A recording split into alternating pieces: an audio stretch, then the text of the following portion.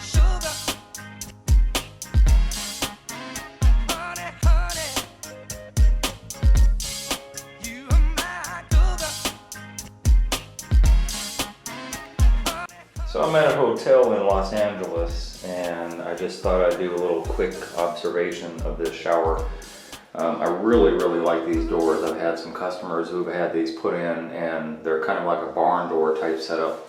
They call it really frameless glass, and it is frameless glass, but I don't really consider it that, because even though the panels themselves are frameless as opposed to the old type that would have the frame on the sides of the panel, you still have the rail. So you have a bottom, you have a top rail, and the two side rails, which kind of in itself do not make it a frameless. But I really like that barn door style. If you've never seen these before, they have really easy rollers. I mean, they're just very quiet and very stable. I mean, I'm barely putting any pressure to open it or close it. It kind of does it almost by itself. So I think it's cool that they're putting these in hotels is really nice. The reason I wanted to do this video in this hotel specifically, because I found it interesting. They had a lineal drain, which is to say it's not a round drain. I saw this back in Dominican Republic in April when I was there, and it wasn't quite nicely done as this one is, although this one isn't done as nice as it should be either. There's a little discrepancies on the cuts of the tile, if you notice. Which I guess if you're doing a hotel, you know, you're not going to be real attentive to the detail. But what I found interesting here, they're not using the smaller tiles, so the 2x2 or 3x3 tile, or even a 4x4 tile they're not using. They actually use the same tile they use on the floor, which is a 24x12 tile on the floor, and they use this on the floor of the shower. And the only way they could get away with that is because they sloped it down to this lineal drain. So when you have one of these, you either have to set it in the middle and have both sides sloped to where the drain is at, or in this case, in most cases I've seen them, the whole thing is done as if you had a concrete slab and you could only have the drain on one end. And in this case, because I'm on the 5th floor, most likely that's the reason. They probably had a bathtub, I'm assuming, before they did a remodel of this hotel. And what I find interesting about this is this 12x24, which I would never put on a shower floor for obvious reasons, with a lineal drain like this, a rectangular drain if you will, it doesn't matter. Everything, well, if you look outside of here, there's a pretty good buildup of the shower floor material from where the bottom here is to here is probably, I don't know, I'm going to guess about 2 inches of material that's on the back end. And then of course it tapers down to where the drain's at. And then at that point you probably have about 1.5 inches or 1.25 inches of material. So the whole slope of the tile runs like this. Therefore, it doesn't matter that you have a larger format tile for this drain, and then the back pieces of the tile are sloped obviously this way. The only issue is if you end up in the middle of a tile like they did here, then they have to do a little cut piece on the end. Do they actually have to do that? Well, not necessarily. They could have done a cut like this is like a U type of cut. They could have done one like that, but they chose not to. But it's kind of cool. So just in case you were wondering, that's what the inside looks like. And so this is obviously kind of dirty, but all the water just slopes down into this drain, which is circular. But it doesn't look like it's circular. I don't like the way they were a little sloppy on their finished product here.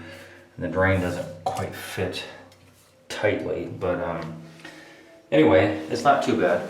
This is not marble, by the way. This is a ceramic. Actually, that's not ceramic. This actually has I think this is porcelain. This actually, you can't feel it, but it has like little dots you can feel on it. It has a surface. It's not smooth. That's kind of cool. I like that. I thought this was maybe a tile I worked with before that replicates marble, and that's a ceramic tile, but I believe this is porcelain. So it's a nice tile. I mean, it does its work. And of course, they did everything center, so the two full pieces are here, and then the cuts are at the ends, left and right, which a lot of people do. I generally don't do that. I have full tile here, and then if I have any cuts, this is like 5 inches, and this is another 5, so I have a 10-inch piece here, rather than have it split, but that's just me. Otherwise, I mean, I'm not really critiquing the guy's work at all. They've got a plastic strip here at the end to cap up this tile. So you see how thick this was. And so on the outside of this door frame, which is kind of weird because it was so thick of a buildup, they bumped it out to the top of the door frame, which is kind of strange, but it's also, it fits this plastic white transition strip, fits this tile. And of course they have it on the other end too. You see how thick the buildup is here, so they just went ahead and ran a bead of caulking in there. And then another thing too, I noticed, they didn't build a curb normally the way, not the way, but the thickness. So you have a 2x4 typically, which by the time you do all your buildup of material, you end up with about a 5.5-inch curb. This is about a 3-inch curb. So I'm just going out on a limb and saying they probably either made it out of concrete or they had some 1x3s maybe stacked up or whatever. But the reason they did this is all the room they needed to get their shower door on here. And so there was no point in making a larger curb, which is okay. There's no problem with that. They didn't slope their curb though.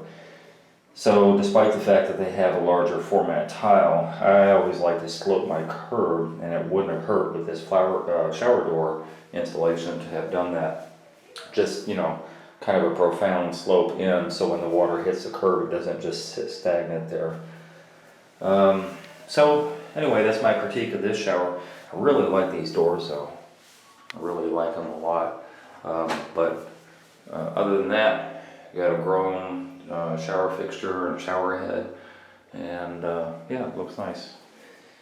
So that's that one, and I will show another one momentarily. So I'm in a bathroom in Las Vegas, and just want to do a little short video. I guess a little bit of a critique, which I like doing. Sometimes, I think all the time, when tilers go into a hotel or, you know, a house or something like that that they don't live in, they always like to critique the previous tiler's work. And I'm no exception to that rule.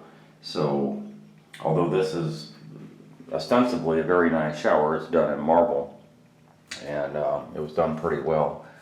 There's still a few issues that I take exception to on the way they built this. The first one that really stood out to me, I thought it was a design feature, but these two bottom tile, I don't know why there's two of them. They're about 3 inches. I think the top one is probably about 3.5 inches. So you have a row at the bottom of about 3 inches, and you have another row of about 3.5 inches, and then they start the full tile process. But then, interestingly enough, there's about a 4 or 5 inch tile at the top. So typically the way it works is that, well, not typically, every tiler does their work differently. I always start one first row, and then I build on top of that. Some tilers will come in with a ledger board. So if you have a 12-inch tile, they'll come in at about maybe, I don't know, about 8-9 inches up, so that they still have a final cut that they're going to do. So 8-9 inches up, they do a ledger board, and then start their tile, full tile above that ledger board, and then come up retroactively and put it in their 8-inch cut or whatever it happens to be at the bottom. I don't know why they chose to do 2 rows of this tile and then another row at the top, and then the tile doesn't even match, so it's a different coloration, although it's still marble. So that's a little bit of a mystery to me. I can only assume that they wanted a full tile here, right where the bench is at. But then it begs the question, why didn't they just put in a 7-inch or, you know, whatever that happens to be, 5.5 inch piece of cut tile at the bottom? So that's interesting. Another thing too that kind of bothers me, this is a fairly nice hotel, and their staff doesn't really do a very good cleaning job. You see there's mold and mildew and probably dirt, stuff like that, and all the grout. It would seem to me over here too. It would seem to me that they could spray bleach it if they're not gonna, you know, do the sealing and all that stuff, which I doubt they do. At least spray bleach it every time they clean.